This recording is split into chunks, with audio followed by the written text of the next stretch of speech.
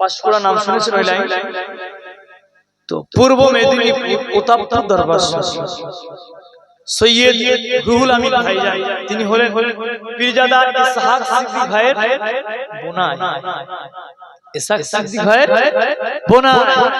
প্রতাপপুর দরবার শরীফে আমাদের এই জানুয়ারি মাসের 30 31 তারিখে চলেছে মাহফিল। কত? 30 31 তারিখ মাহফিল। মাঝে মাঝে তো যাবেন, আপনাদের এখান থেকে বেশি বেশি পূর্ব মেদিনীপুর বেশি দূর নয়। 30 31 তারিখ মাহফিল। মাঝে মাঝে দরবারগুলো অনেকে আছে ধারণা, অনেকে বলে মাজার বানিয়ে বলে শিরক করে টাকা নেওয়া ধান্দা থাকে, মুসাবাল লেগে বসে থাকে।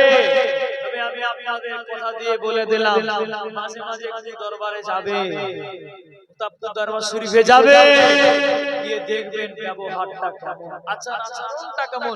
দূর থেকে আমাদের ঢিল মারলে হবে, দূর থেকে গাছের ঢিল মারলে পাখি সব চলে যাবে একটা।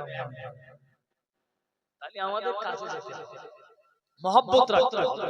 যদি সময় আপনারা পান আলহামদুলিল্লাহ 30 31 তারিখ প্রতাপপুর দরবার শরীফে চলেছে মা, আমি দাওয়াত দিলাম, যদি সময় হয় মন যদি চায় মাঝে মাঝে ওই লাইনে গেলে মাঝে মাঝে ঘুরে আসবে, ভাইদের সাথে সাক্ষাৎ রাখবে, পীর ভাইদের সাথে আমাদের সম্পর্ক দরকার আছে না?